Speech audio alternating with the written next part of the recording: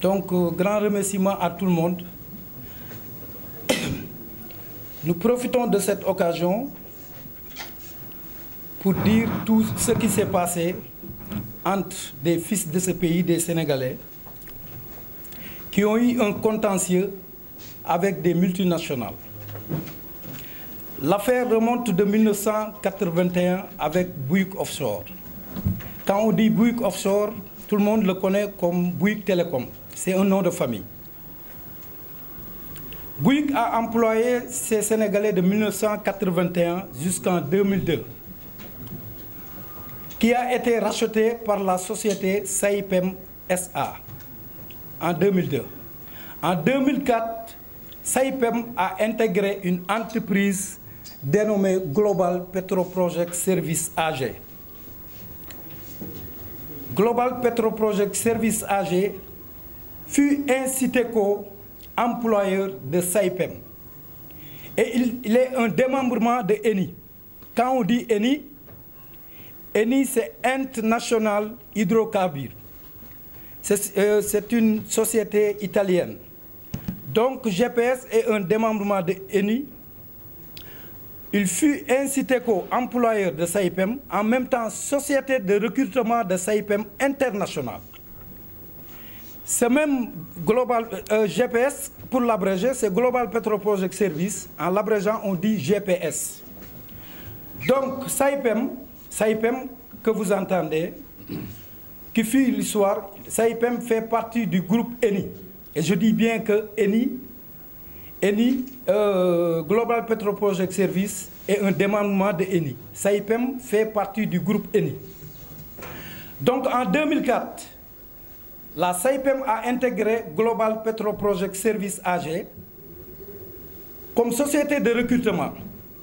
Donc il est parti jusqu'en 2015, date à laquelle il a adressé à chacun de ses travailleurs sénégalais une lettre de licenciement abusif, sans droit, sans suite.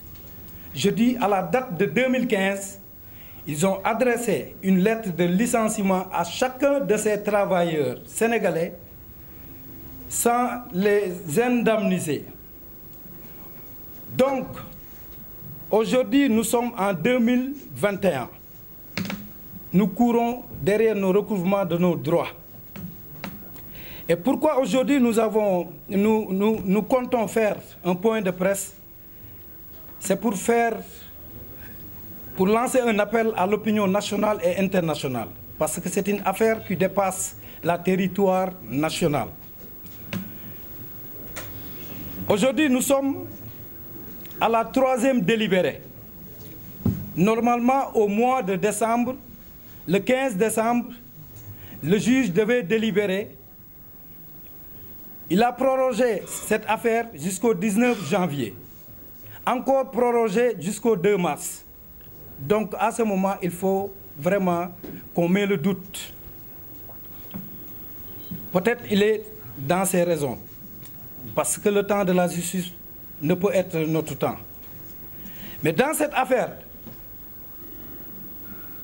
Saipem SA, je dis bien, en licenciant ses fils de ce pays, il est venu ici au Sénégal gagner des marchés. Surtout en Mauritanie, à la frontière avec le Sénégal, le pétrole-gaz que vous entendez. Mais venant en se cachant derrière, il est venu se mettre avec Eiffage pour se dénommer Eiffage Marine. Et actuellement, il gagne des projets. Tous les chantiers de construction, de pipeline et consorts, c'est eux qui occupent ça. Donc, je dis qu'à leur présence, il y a British Petroleum comme BP qui les a embauchés ici dans ce pays. Parce qu'ils travaillaient avec Saipem, ça fait des années, des décennies. Nous-mêmes, on est au courant. Parce que nous qui vous parlons, nous avons fait 33 ans de service avec ces multinationales. Donc nous en connaissons beaucoup de cette affaire. Donc nous ne pouvons pas supporter ou tolérer quand ces multinationales fassent ce genre de choses, de malhonnêtes, de nébuleuses, de scandales, et ils viennent ici se cacher derrière des entreprises comme Petrosen, parce que c'est Petrosen qui s'occupe de notre pétrole.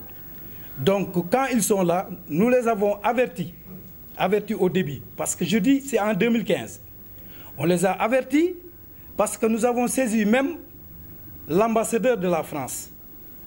Même le temps où Macron venait ici, nous l'avons adressé des lettres. Donc, on a adressé l'autorité à qui de droit. Et tout le monde est au courant de cette affaire.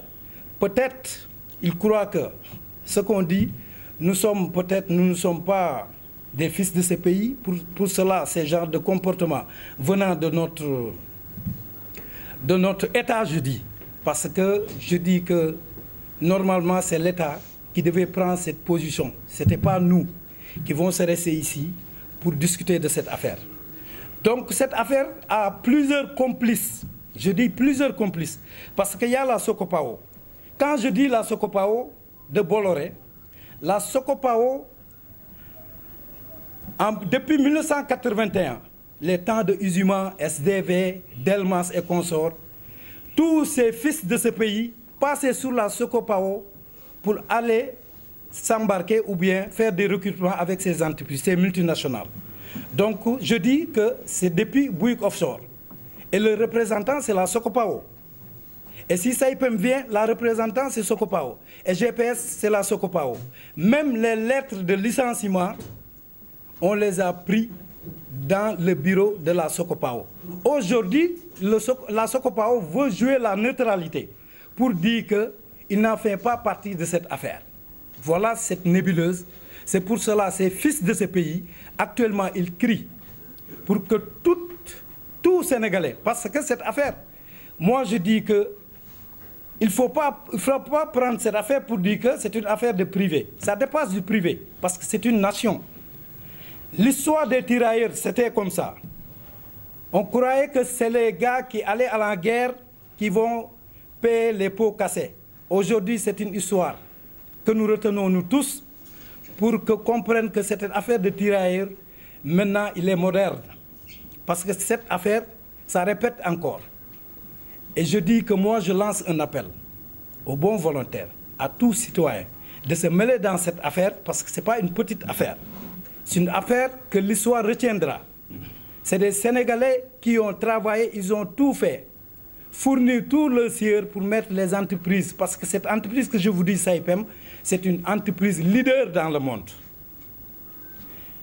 Ce que nous contestons, le silence de nos autorités qui sont au courant de cette affaire. Le préfet de Dakar et consort, tous les ministères sont au courant de cette affaire. Je dis que nous les avons interpellés avec des décharges que nous gardons. Ils sont au courant de tout. Mais pourquoi ne pas? Parce que même le président de la République, nous l'avons adressé plus de 4 ou 5 lettres avec accusés de réception. Mais toutes ces lettres se restent en vain. Ça, je le dis. On l'a crié même dans d'autres médias de différents. On l'a crié parce qu'on ne peut pas supporter des fils de ce pays qui envoient des lettres et on nous met des accusés de réception et ça reste toujours en vain. Une fois qu'on a reçu, c'est pour cela que nous tenons cette affaire, parce que ce rendez-vous est donné pour le 2 mars, pour le délibéré du tribunal du travail en appel. Donc, c'est pour cela que nous vous avons invités pour que vraiment cette affaire passe dans le plan national et international. Je vous remercie.